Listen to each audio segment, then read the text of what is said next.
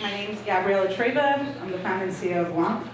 And Womp is a next-gen 3D engine on the browser. If you guys haven't played with it, play with it. It's cool.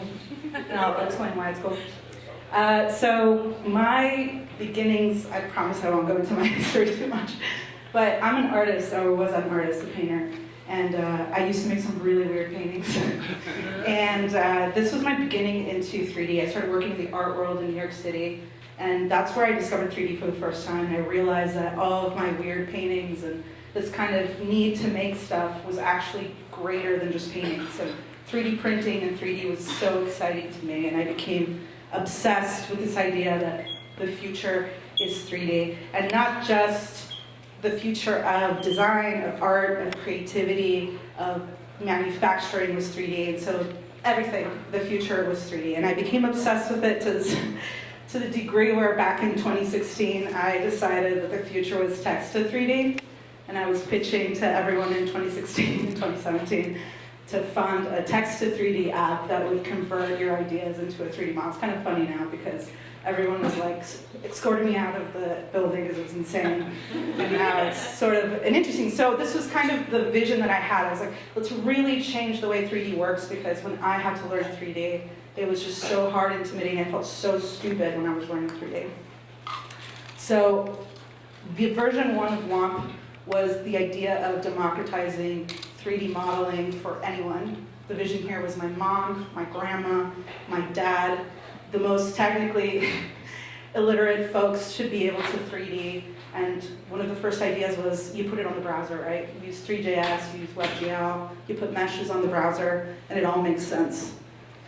So this was the version 1 based on WebGL. It was live collaborative, it was raster rendering for anybody who knows about 3D, and it was based on traditional 3D, so meshes. And we thought we solved it. We did the Figma for 3D, or the Canva for 3D. We've done it.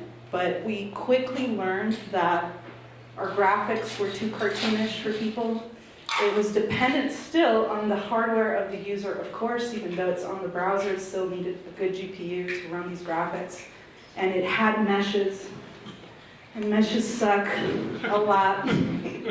Meshes, for those who don't know anything about 3D, sort of like paper. It's weird, not even two-dimensional, one-dimensional thing. It's almost like a origami paper thing, and God forbid it's open, because you won't be able to do anything with that file. But if you can imagine, if anyone's opened Maya before, or Cinema 4D, you know how horrible these things look, and you're like, how do you get this to look good?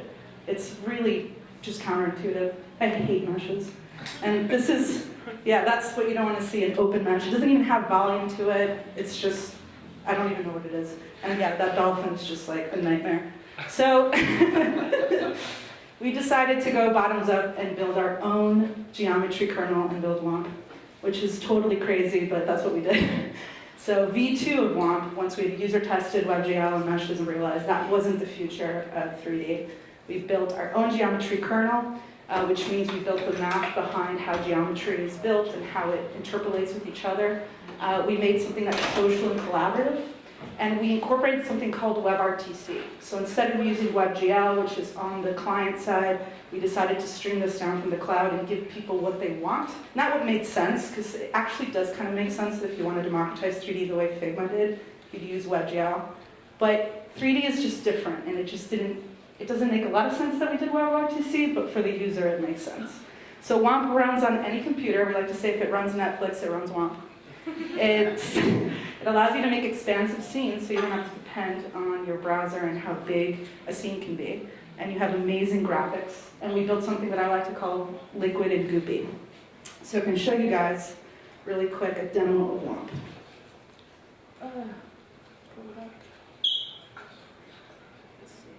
Okay. So Womp is when you first encounter it, it's sort of like a weird social network that also has a Discord that we built inside of it, and that's because artists and designers don't feel comfortable with Discord. But the more interesting part, besides all the weird and crazy stuff that people make on Womp, is the actual engine. So when I pull up Womp, I'm actually starting a server or an instance on the server on the cloud, and it's now going to be streaming it down through WebRTC to the browser. And so one of the other things we did besides doing this goopy liquid 3D is this is actually ray traced. So you no longer have to depend on the kind of raster rendering that WebGL or 3JS gives you. I like to call it what you see is what you get. So really Womp is interesting because at the moment it's only based on 3 basic shapes, a sphere, a cylinder, and a cube. It was supposed to be an MVP when we launched it, and people just made the most amazing stuff with these 3 simple shapes. I don't know if I can make something amazing right now on the spot, but basically Womp is based on the principles of positives and negatives. So you can positively goop something, or you can negatively goop something. So I should probably reconnect my screen and save. You can turn up that goop strength, and kind of goop it around, and then you can also have a negative, grab a negative. And what's cool about Womp 2 is it's endlessly editable, non-destructive 3D. So anything that I pull in from somebody else that they've made, someone's made a weird apple. What's donut someone's made? Lots of donuts happening if people know Blender. The donut's pretty important in Blender. So if you look at a donut, it's actually composed of these simple shapes that have been viewed together instead of a horrible triangular mesh. And so I can endlessly edit this without having to worry about topology. Anyway, so if you guys want to play with some goopy, sort of ASMR for you, go to womp.com and check it out. So on the technology side, like I explained before, instead of doing the WebGL of HAL where your actual iPad or MacBook, latest MacBook, will start to burn up if you start getting ambitious with your scene and really telling users like, sorry, you're getting too ambitious. We decided to take the WebRTC approach where you have instances of Womp on the cloud and it can now run on your phone, on your laptop, on an old computer, on a bad computer, or whatever you want. And that allows people to make really great stuff and animations. And people have been making amazing stuff, and this has only been 2 months since we launched, so we're super excited to see first-time 3Ders making 3D using Womp, and incredible work. So if you guys have time, check it out, because it's been really exciting to see what people make. And that's it. If anyone has any questions, I'm happy to answer any questions. That's it.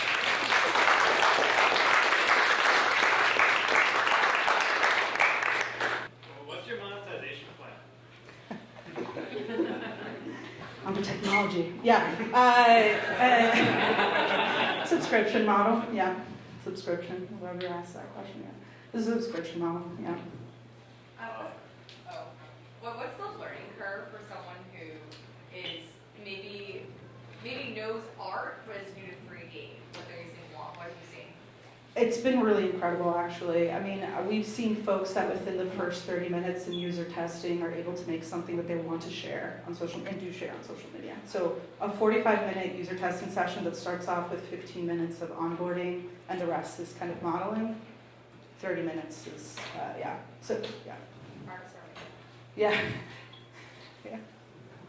What are some of the use cases? I mean, say I'm Coca-Cola and I want to simulate a glass of Coke spinning on the table. Yeah. Could I do that? Yeah. Are you saying if you were Coca-Cola, the enterprise? Exactly. I'm not. Yeah, I think some of the use case, I mean, obviously within companies like Coca-Cola, you have entire VFX departments that are in charge of making those awesome. A lot of what we see in ads is 3D. It's going to be Cinema 4D, Houdini, Blender. But I think what this really applies as a use case is for the average designer who wishes and needs to 3D. They don't just wish they could 3D. It's coming to that point where they really need to 3D in order to keep up with the times. And so what Womp does at the moment, surprisingly, with the 3 shapes and the sort of MVP, is already allowing them to create commercial work that they wouldn't have been able to otherwise. And previously we're using something like, this is an artist that I really like that interprets all his 2D drawings into 3D using Womp. So previously a Procreate user and now a 3D modeler. So within Coca-Cola, someone who used to be a graphic designer could now be creating 3D models. And of course, in the future, being able to use AR and 3D printing, et cetera. So there's nothing stopping you from doing AR or 3D printing once you know how to 3D. How does it scale? Yeah. Well, I know you're probably thinking about the servers. Yeah. Well, we actually built it really, really well and really affordably. A lot of our engineers are kind of obsessed with optimization to a fault, actually. So it's actually pretty efficient, and I would say not as expensive as I know you're thinking it is. No, that's not what I was thinking. Oh, okay. Just curious. Yeah, and I think it's super scalable, much more I would say than the WebGL version of yeah. How does the like your original vision for Womp, like the V1, like being able to like do text to 3D? Do you think that'll like circle back around, or I is think that like so. turned? Yeah, I think so. I mean, I think if you're a creative tool and you're not thinking about AI, you're wrong. You should be thinking about AI. I think it's just another avenue to get you somewhere closer to where you need to be. Not necessarily the final thing, but it's a tool inside of a greater tool thing. Yeah. What are the bandwidth and latency requirements for the WebRTC stream? And I'm guessing is there like a geolocation component to this? Less than we thought. We thought we were going to have to limit it within the US, and people use Womp globally. There is latency, and there are some bandwidth requirements. I don't know them off the top of my head. We've been surprised to see people. I've been able to use Womp on the plane.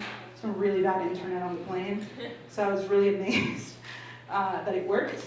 But that's something that we're trying to improve, and we think is going to be something that continues to improve, A, on its own, and B, our ability to make it more and more efficient to stream things, yeah. Are all the assets exportable? So like you want to integrate with them with other tools? Yeah. You can go from there. Yeah, so our goal at Womp is for it to be fully importable and exportable without you knowing that you're dealing with any other type of technology. So you can absolutely download something, and a lot of our users do. So that was a surprising behavior, is to see people who like to use Blender using Womp and then exporting it to Blender. We were really surprised to see that. Yeah. So, Well, thanks again. yeah.